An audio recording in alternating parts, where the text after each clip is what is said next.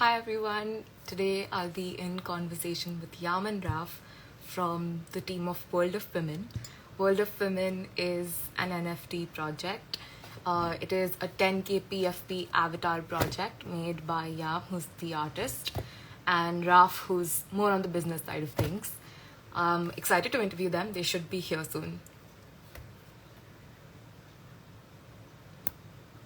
Just hold on until I add them.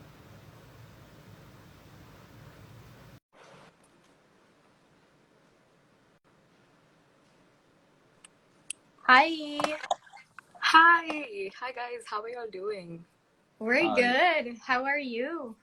I'm good. I'm very excited about this conversation because I've been listening to all your podcasts from earlier, and it's amazing to finally talk to you all face to face because this is a project that I've been in love with since day zero, before Gary joined and before all of that happened. It's been amazing so far. How are you feeling? How was your day going? Well, our day has been busy like every other day, but we're doing really well. And we're happy to be here with you. You've been an amazing supporter. Yep. Yeah, thank you so much. I was very shocked to be the woman of the day yesterday. It was such an honor. Yeah, and right in time for the announcement as well. Oh, well, yeah, it's quite cool to be the woman of the day, right? Yeah, I think I'll never be the word of the day. I'm a bit disappointed. Yeah, I don't think I will ever be either. You guys deserve it more than anyone else. You all are the creators of the World of Women project. So, yeah. So to begin with, tell me a little bit about how this came to be. A little bit about you guys. We launched on the 27th of July, and before that, we had been working on World of Women for 2 months, approximately. And it was a project done by friends. So as we've said before in other interviews, like, we're lucky enough that the devs in the project are actually like friends of ours. So it's all been very like intimate and friendly and like super comfortable, the whole process. And yeah, so Raph, as you said, is the business side of things.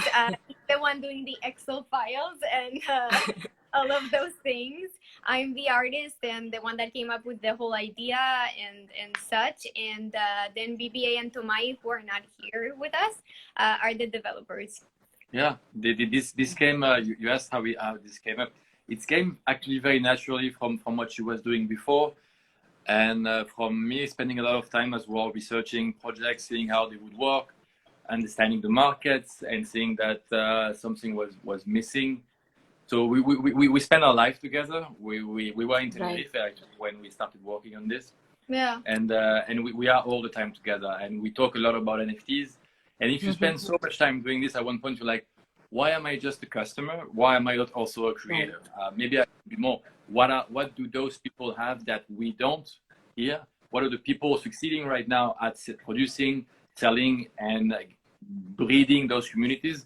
What do they have that we don't? And the answer was quite fast. It was like, okay, we don't know, but maybe we can try and we'll see if we have what it takes, which is what we did. And honestly, like, when I entered the NFT space, I entered as a one-on-one artist, and all my art pieces were about women and women empowerment and women diversity.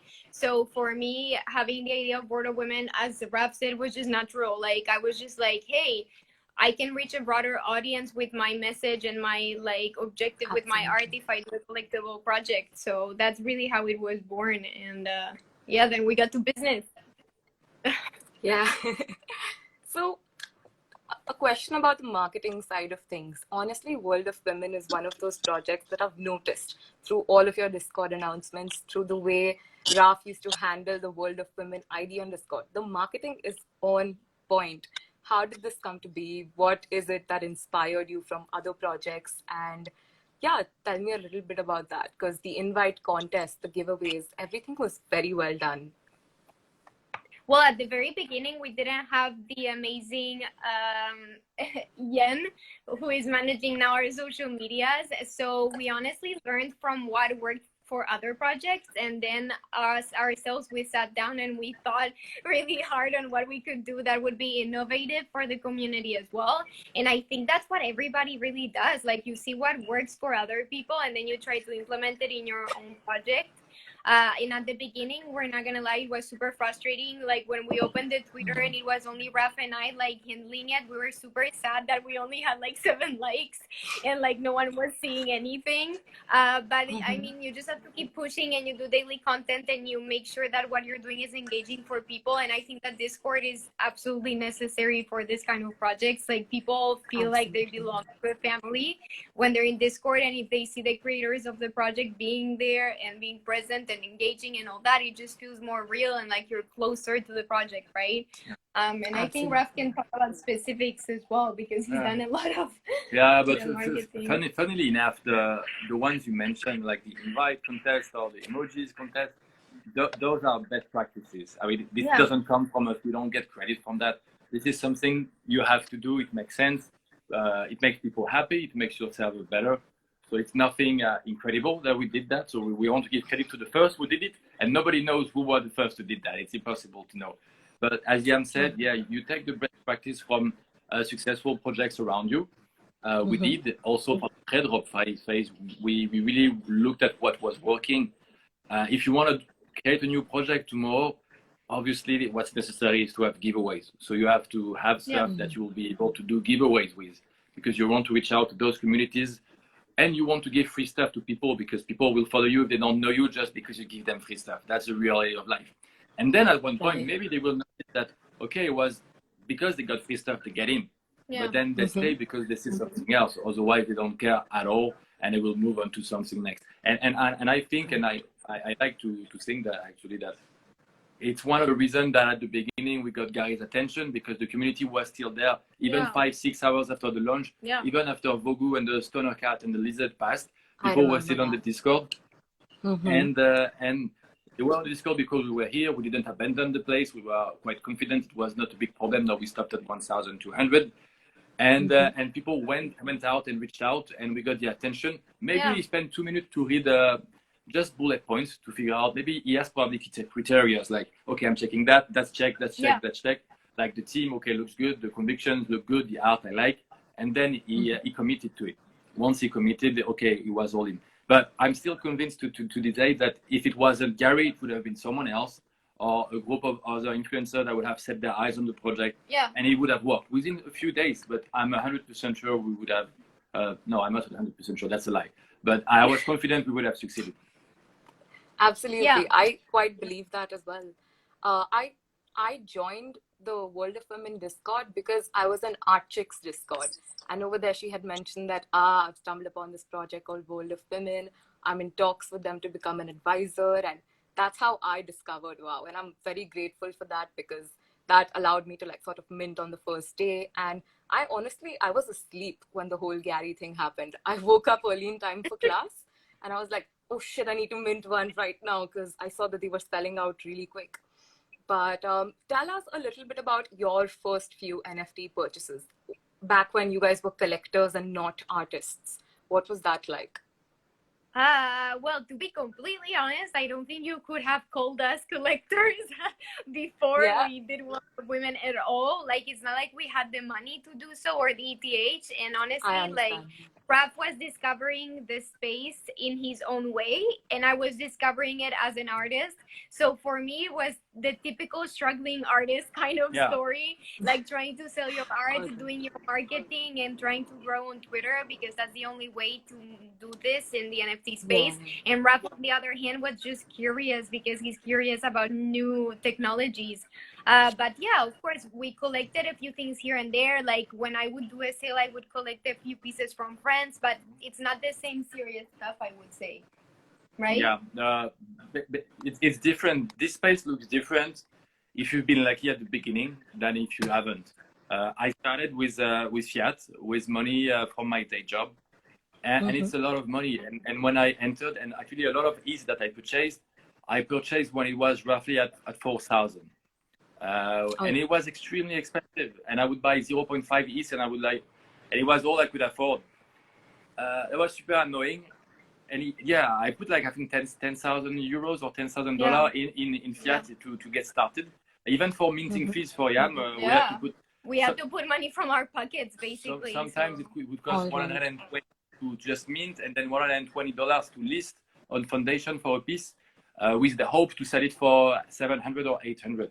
So at the beginning, really not so much collecting. It was also, I took a lot of time before myself I bought anything. I wanted to understand.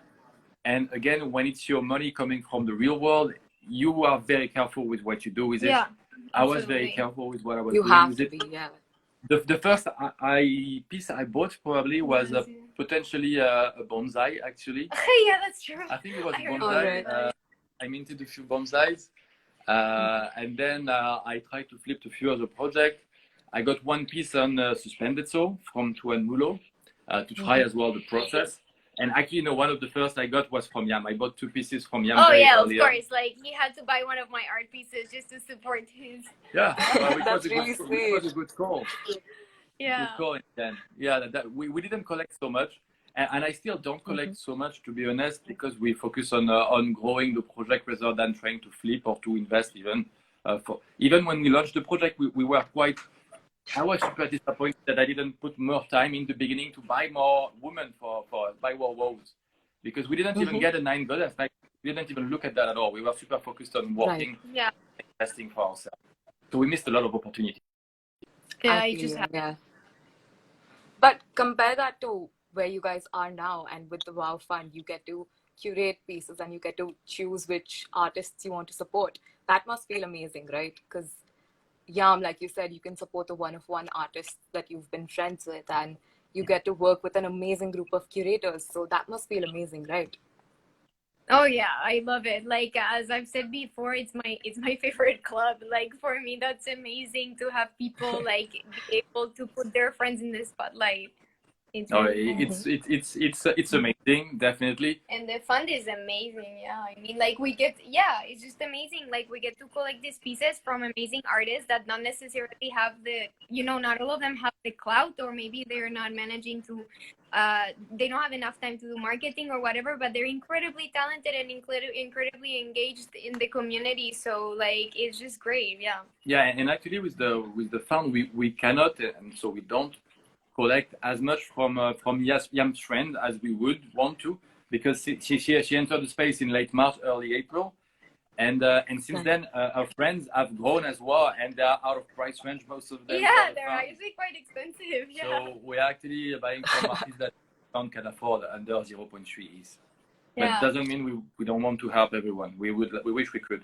Yeah. I get that. Yeah, and also you have to factor in the curator club members' opinions as well. So I can totally. How has it been so far in managing the 3 clubs? And please share a general club update with us if you'd like to. It is quite. It is easy. It is quite easy. Really, no, it's not complicated so much. Royalties and Investors Club, it's somehow very passive, and the Creators Club is a lot of fun because you can see them on Discord. All those people that are super motivated in the project. A lot of them are in those clubs, and all they want to do is try to help the community as a whole through the club. You ask them, they're always like, okay, we've been lucky, or we have the money to invest in those. So now they are thinking of ways to try and help the community as a whole with it. And the Creators Club, they spend their day discussing like, oh, this one is amazing, I should buy on it, and they recommend it for the club, and like 3 times out of 4, they will buy some for themselves as well. Yeah. Because they are so committed to it, and which is super exciting to see. That's beautiful. Honestly, yeah. So positive. I also read. Odyssey of the Heart, I love you. Sorry, I had to do a shout out. No, that's completely all right. It's amazing to see so many community members joining in right now. I know a couple of people who don't know anything about NFTs that are here, and they're probably just like, what is Kashvi doing? But anyway, I read a tweet the other day that you guys sent out the royalties for the Royalty Club, and I was amazed by that. How did it feel to give back to all of these folks? I mean, it's really awesome. Yeah, it's passive income. Yeah.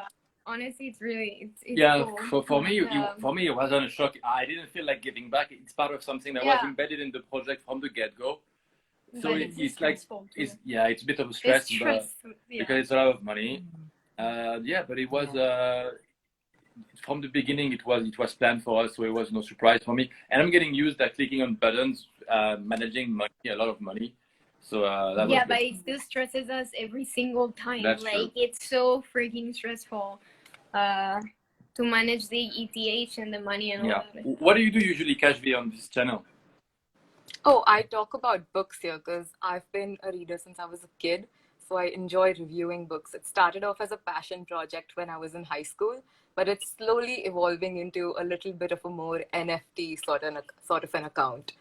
Uh, but anyway, this whole pressure thing, it was actually one of my questions on, like, to a third person, it will seem like you guys are just enjoying all of this Ethereum that has come into your wallets right now. But I know it's not like that. It's a lot of pressure and to write announcements every day in Discord, to engage with everyone, to do live sessions like this and podcast interviews. It must be a lot. So how are you guys dealing with it? Honestly, I think we're dealing with it quite well. Of course, that we have pressure every single day just because we want to all the time do the best that we can and deliver everything we're saying that we're delivering and just to make everyone happy and want to stay with us in this journey. So for sure, I'm not gonna lie, it's not all flowers and rainbows. Like we are It very is. stressed. We do feel the pressure, but we're enjoying it very much, and this is a job that we're enjoying to do, and we take it very seriously, but at the same time it's really a pleasure to do this, even if it's stressful. The best way to do it and to deal with it, Kashvi, is to have everything planned and laid Yeah. down. So the thing is, there is no public roadmap as to what we will do next, except for what we've announced so far. We were actually all talking about that with the team before. Yeah. We don't want to lay down a public roadmap for 3, 4, 5, 6 months, 1 year, because then you're spoiling everything.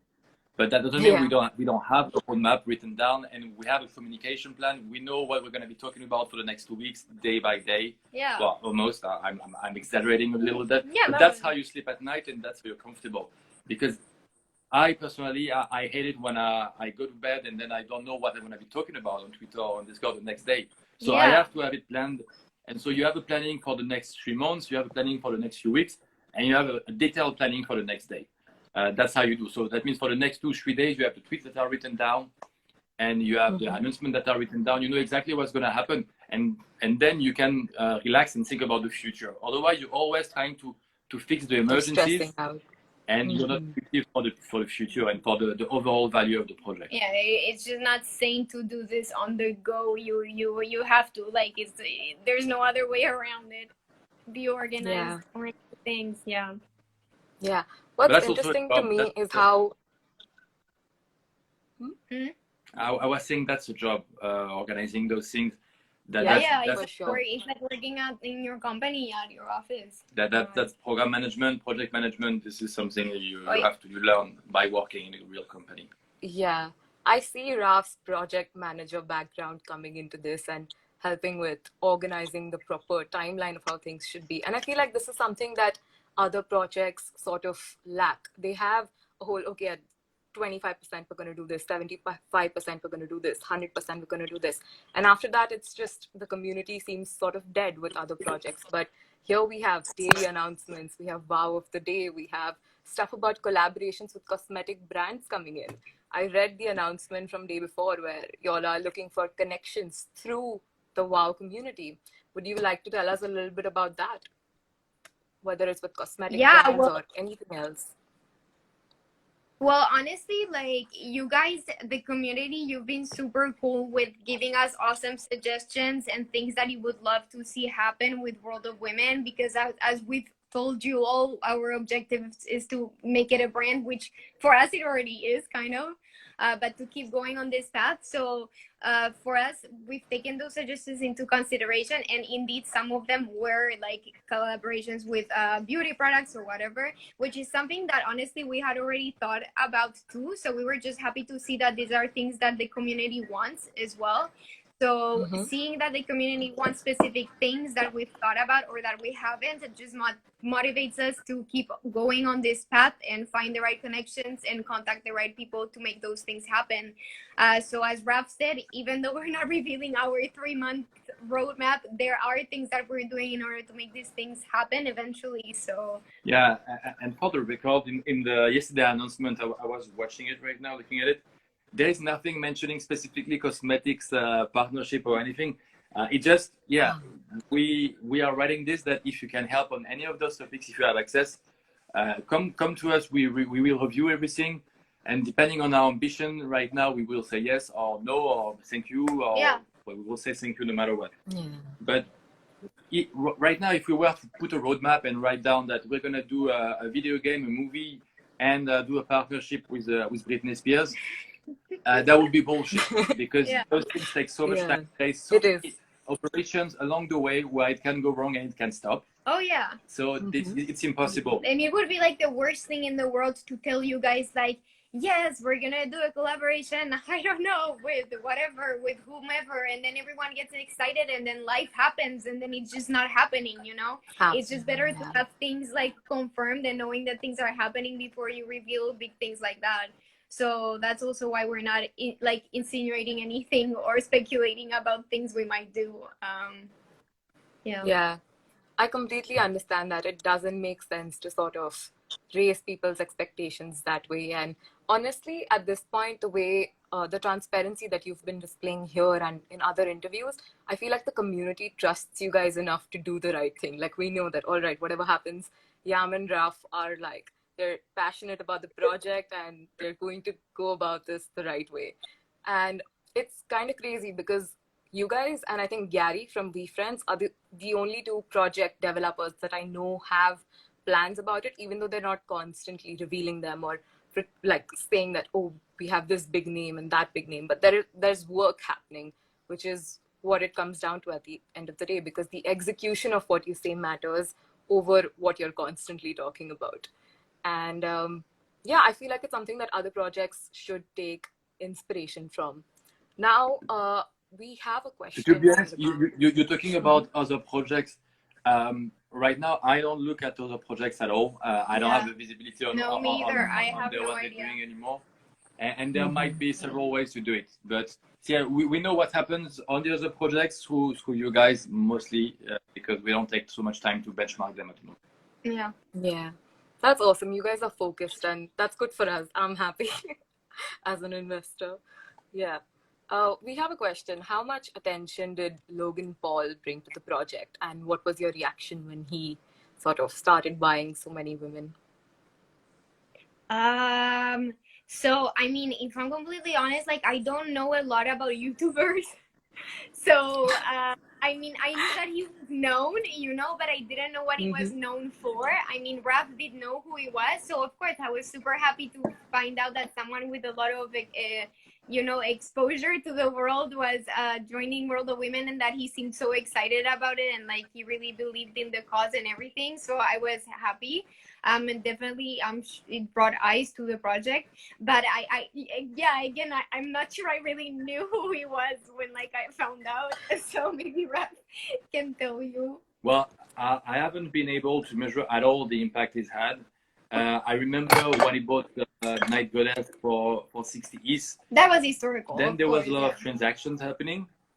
But I remember also a lot of people on Discord saying like, yeah, he's going to do a podcast, a YouTube video. You see, there are going to be so many people. I don't know how to measure if it was his impact or more factors. His tweets did like 4,000 likes and such. I have no idea. I'm pretty sure it had an impact. I get it, yeah.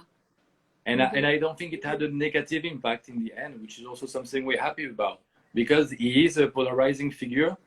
And we have a specific topic that doesn't strike me as something he would be interesting in the first place. But I think overall we're happy right now with very happy actually that he's invested in the project, because of course he is a strong figure. Yeah, absolutely. Are you happy that Logan is in there? I wouldn't know how to answer that either, to be honest. That's why I was curious on your inputs. I used to watch his content I think, back in 2017, but I haven't really kept up with everything that's happened. So I'm kind of so about it. We have so many celebrities on this project at this point that it's hard to keep track. There's Steve Aoki, there's Logan Paul, there's Gary, and I have a feeling that Paris Hilton will be next. It's something that I'm counting on it because I feel like she would love this. And we constantly, like everyone from the community, we try to tweet at her and we're like, hey, Paris, you'd love this project. Come check it out. But yeah, anyway, let's wrap up the whole celebrity thing. There's a question from Marielle asking if you have plans on entering the first annual NFT award in New York. Yeah, we do. We are trying. No, it's not the same. The NFT award. The NFT award is not the same. Okay, it's not the okay. Yes, no, okay, but we want to be a bit timely about it. So we will push it to the community at a moment that seems timely and where we think will have the most impact. It's basically the NFT NYC. They will have awards for the best projects or best community or best creators. I don't know exactly the details, and it will probably be based on community vote. So of course we want to be pushing the community toward voting for us. I mean, who wouldn't? But yes, we will activate the community on this when the time is right and when we think it will really have the most impact on our chances to succeed. We would love to win something there, an award in New York about NFTs. Yeah, there's nothing better. That would be quite amazing. Yes. Would you guys be willing to go to New York? That would be fun, right? Oh yeah, we would be willing. Of course. Yeah, we'd love to be speakers there, even to talk about the project or the topics. It's crowded already, the space over there, so we don't know if we will be there, but yeah, but we can drink, right? Always drink. Absolutely, you should. I'm pretty sure that Gary would like to have dinner if you guys end up going to New York. Oh, wow. He's from New York. Well, that'd be fun. I wouldn't say no. Yeah. A We Friends and World of Women collaboration sounds very interesting to me, to be honest. But we are running out of time here. So my last question to you is what your piece of advice is to young NFT artists that are trying to make it. What should they be thinking about in terms of how their art is, as well as the logistics and marketing aspect of things? I would say that when you enter the NFT space, it is going to be overwhelming no matter what. Like, it's just so new and there's so much going on, and it's, even though it's quite small still, there's a lot going on, and it can be overwhelming, especially if you don't know how to do the whole wallet thing and you know, minting and all of that. So don't worry, it's going to be overwhelming. You have to do homework. You have to learn how to handle things. I think it's important you also like get into the community as fast as possible by connecting with people that, for example, have similar art as you, are in the same circle, or like if you're a woman, for example, you can join groups, you know, like the NFT goddesses or things like that, and that really helps you like enter the space in a more comfortable way, right? And then marketing, it's so important. Like, everyone has jobs, but you have to at least spend twice a day, like, I don't know, 1 hour in the morning, 1 hour in the evening, and engaging in Twitter, doing your work there, putting some content, showing behind the scenes of your art, so that people know that you're there and you're present, right? And I think that's important, and you have to find the time to do that. Then I would also say, please, never DM people with your work, shilling them your work. That's like rule number one.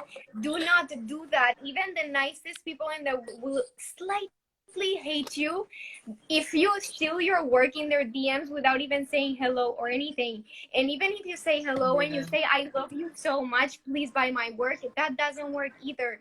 Just don't DM people with your work. That will never, ever, ever work.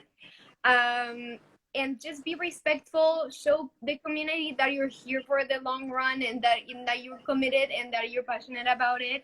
But please do not chill. Don't chill. Like, I beg you. Like, my DMs are so filled with chilling from people, and I'm just like, listen, I know you're a good person for sure, but like, I don't want this. So yeah, just be nice and honest and be yourself. Just be yourself. That's important. Yeah, don't pretend to be someone you're not, because normally it doesn't work, you know. And yeah, that would be it. Yeah, I guess. And learn solidity if you want to develop a smart contract. but Yeah. Okay. I don't know how to do it. But I heard it's a very, very researched skill now. So if you can learn Solidity, then you can sell your skills for quite a lot of ease. Oh I yeah, see. that's So for sure. yeah, so having a team behind a project is way more efficient than just having your artist and a dev, right? Like you need a couple of people to sort of support the Discord, to think about marketing and a bunch of things. It's Yeah, I not mean, I don't think something it's that, possible to do yeah. this. Some of them have done it alone. Yeah, it is. But Yeah, but I mean, I think it's not sane. Like you're not gonna be sane if you do everything on your own. It's too much. And if you find a good team, that's the way to go. of course. Yeah, for sure. Anyway, I think that the artists listening to this should have been taking notes because I completely agree about the shilling part. I find it very, sometimes it's all right because I do discover a couple of projects, but most of them are so trash and they're very obviously a cash grab. So please never ever DM the link of your project to anyone, especially if it's an OpenSea link. But anyway, thank you, Yam and Raph, for your time. I really appreciate it. Any last words that you'd like to share to the collectors watching this? Anything about your journey so far? Just feel free to shoot. Well, I just wanted, like always, as I'm the broken record, to thank everybody, and to our amazing community. Really, like as I keep saying over and over again, like a proud mom. Like I just don't think we could have a better community. It's really amazing, and I'm really, really happy to have all of you on board and all the new people that are joining every day too. Yeah, I'll say a happy birthday to my mom. That was yesterday, but I'll say it again. Oh. And yeah, thank you for being here. Thank you, Kashvi, for suggesting. We get a lot of those, but really we're happy to be here because you've been there since the beginning. I've talked to you at the beginning as well in DM at the very beginning, and it feels good to give those opportunities to people that have supported us so much and personally. So thank you for that as well. I agree with Raph. Thank you, Kashvi. Yeah. Thank you, guys. I appreciate it. It was great talking to you. Have a great day. And Bye, happy birthday to everybody. Raph, Mom, if you You have a great night. Bye-bye. You too. Yeah. Bye. Bye. See ya. All right, guys, that was my conversation with Yam and Raph, the founders of World of Women. If there are any other projects that you'd like to see me have a conversation with, please let me know. And don't worry, the recording will be up soon so you guys can watch it. And thank you to all of you who attended this. There's been 55 people, which is insane. But I'll see you guys again soon. Bye-bye.